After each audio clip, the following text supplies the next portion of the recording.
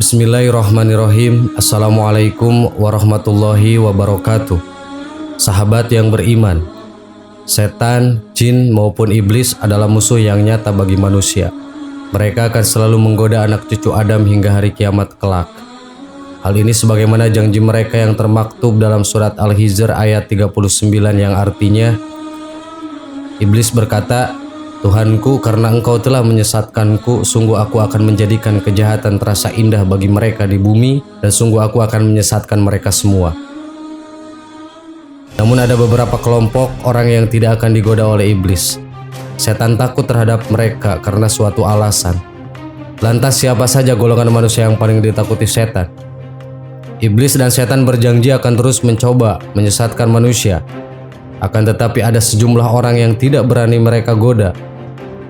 Berikut golongan manusia yang paling ditakuti oleh setan.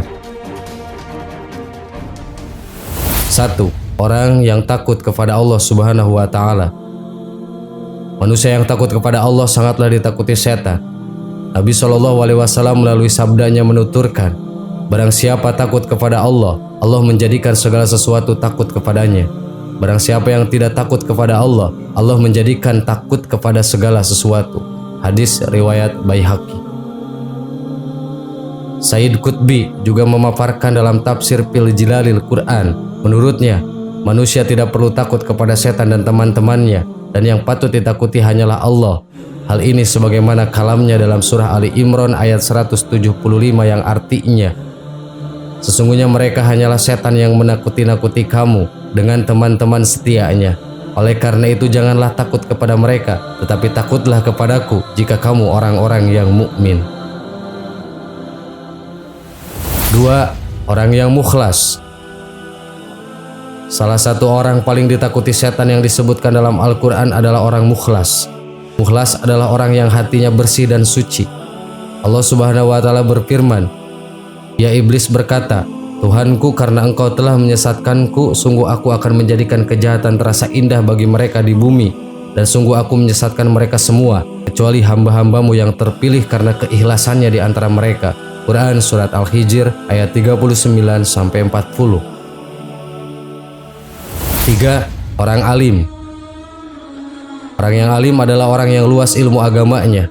Ibnu Abbas radhiyallahu an meriwayatkan bahwa Rasulullah bersabda, seorang yang alim jauh lebih ditakuti oleh setan dibandingkan 1000 orang ahli ibadah yang tidak berilmu.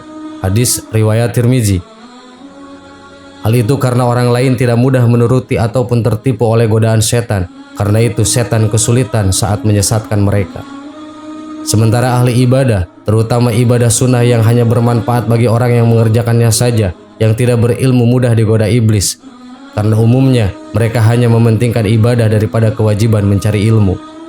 Dalam riwayat-riwayat Rasulullah juga menyebutkan keutamaan lain dari orang alim, termasuk orang berilmu lebih besar pahalanya ketimbang orang puasa dan berperang di jalan Allah.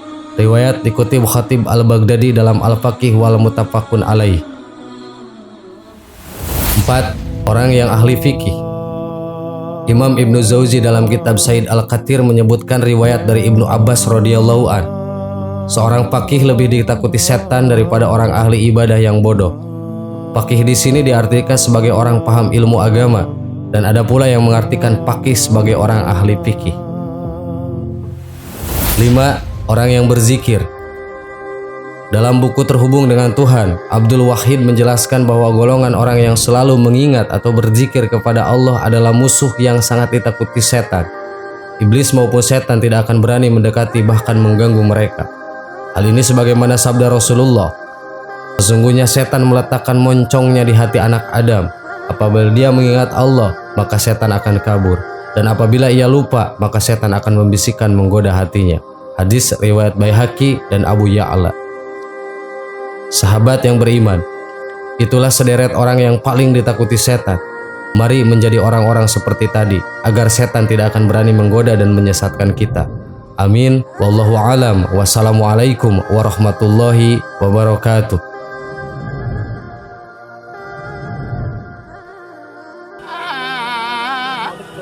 Bismillahirrahmanirrahim. Assalamualaikum warahmatullahi wabarakatuh. Sahabat yang beriman, kenapa Allah membenci suara keledai? Hal ini dikatakan dalam surah Luqman ayat 19. Allah menyebut suara keledai adalah sejelek-jeleknya suara. Pada ayat tersebut dan ayat sebelumnya berisi tentang bagaimana berbudi pekerti yang baik, termasuk ketika bersuara. Ketahui penjelasan dan tafsir ayat ini lengkap dengan pesan moral yang bisa dilakukan oleh umat Islam. Kenapa Allah membenci suara keledai? Surah Luqman ayat 19 menjelaskan tentang pesan Luqman kepada anaknya untuk melembutkan suara. Allah membenci suara yang buruk seperti suara keledai. Seburuk-buruk suara adalah suara keledai. Demikian potongan arti surat Luqman ayat 19. Berikut ini beberapa alasan dianjurkan tidak meniru suara keledai yang dianggap paling buruk. 1. Suaranya kasar. Dalam penelitian berjudul Perumpamaan Keledai dalam Al-Quran dari Fakultas Usuluddin dan Filsafat UIN Ar-Raniyah Darussalam Banda Aceh dijelaskan bahwa suara keledai itu kasar, yang pada mulanya berupa ringkikan, kemudian disusul lengkingan-lengkingan yang sangat tidak enak didengar. 2. Agar mudah diterima pendengar. Berdasarkan buku Rektualisasi Pendidikan Karakter Berbasis Al-Quran oleh Profesor Dr. Markamah, ayat ini menunjukkan perintah untuk melembutkan suara. Dalam tafsir Al-Misbah, yang dimaksud dengan melembutkan suara agar tidak seperti keledai adalah sebagai berikut. Kurangilah tingkat kekerasan suaramu, perpendeklah cara bicaramu, janganlah mengangkat suaramu jika tidak diperlukan sekali. Sesungguhnya sikap yang demikian itu lebih berwibawa bagi yang melakukannya dan lebih mudah diterima oleh jiwa pendengarnya serta lebih gampang untuk dimengerti. Suara yang paling buruk dan paling jelek adalah suara keledai. Suara seperti itu adalah suara yang sangat dibenci Allah Subhanahu wa Ta'ala. Ada anjuran untuk membenci suara yang dikeraskan itu. 3. Suara keras dianggap angkuh dan sombong. Pada zaman dahulu, orang Arab berbicara keras untuk dihormati, sehingga dapat menimbulkan keangkuhan dan kesombongan. Berdasarkan tafsir Al-Quran surah Luqman ayat 19 di situs NU Online, gaya bicara keras, angkuh, dan sombong dilarang oleh Allah karena tidak enak didengar, menyakiti hati dan telinga.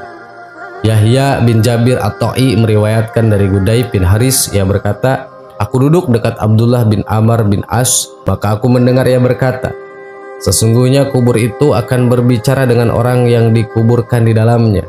Ia berkata, hai anak Adam, apakah yang telah memperdayakan engkau sehingga engkau masuk ke dalam liangku? Tidakkah engkau mengetahui bahwa aku rumah tempat engkau berada sendirian? Tidakkah engkau mengetahui bahwa aku tempat yang gelap? Tidakkah engkau mengetahui bahwa aku rumah kebenaran? Apa yang memperdayakan engkau sehingga engkau masuk ke dalam liangku? Surat Luqman ayat 18-19 mencontohkan etika atau budi pekerti yang selayaknya dilakukan umat Islam. Janganlah memalingkan wajahmu dari manusia karena sombong, dan janganlah berjalan di bumi ini dengan angkuh. Sesungguhnya Allah tidak menyukai setiap orang yang sombong lagi sangat membanggakan diri. Berlakulah wajar dalam berjalan dan lembutkanlah suaramu. Sesungguhnya seburuk-buruk suara itu suara keledai. Dikutip dari jurnal berjudul Pembentukan Akhlak Anak Menurut Al-Quran dan Surah Luqman ayat 12-19 oleh Ainul Khalim dalam situs Kemdikbud, beberapa sikap yang harus kita teladani adalah sebagai berikut. 1. Jangan memalingkan muka saat berbicara. Saat berbicara dengan orang lain, jangan memalingkan muka karena bisa dianggap meremehkannya sehingga bisa menyinggung perasaan. Berbicaralah dengan menetap, wajahnya dengan gembira tanpa rasa sombong dan tinggi diri. 2. Jangan sombong dan takabur. Hal ini meliputi seluruh perilaku manusia, termasuk caranya berjalan. Muslim dianjurkan tidak berjalan dengan rasa angkuh dan menyombongkan diri.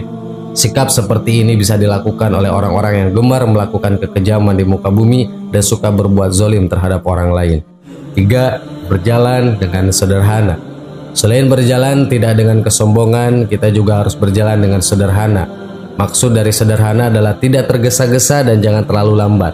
Jangan membusungkan dada, tapi jangan pula merunduk bagaikan orang sakit. 4. Melembutkan suara. Seperti yang dijelaskan sebelumnya, kita dianjurkan melembutkan suara agar tidak seperti suara keledai. Suara yang lembut akan enak didengar dan pesan yang disampaikan akan mudah diterima pendengarnya. Sahabat yang beriman, demikian tadi kita ketahui kenapa Allah membenci suara keledai. Suara keledai dicontohkan sebagai suara kasar hingga sombong. Untuk itu kita dianjurkan untuk melembutkan suara. Wallahu a'lam. Wassalamualaikum warahmatullahi wabarakatuh.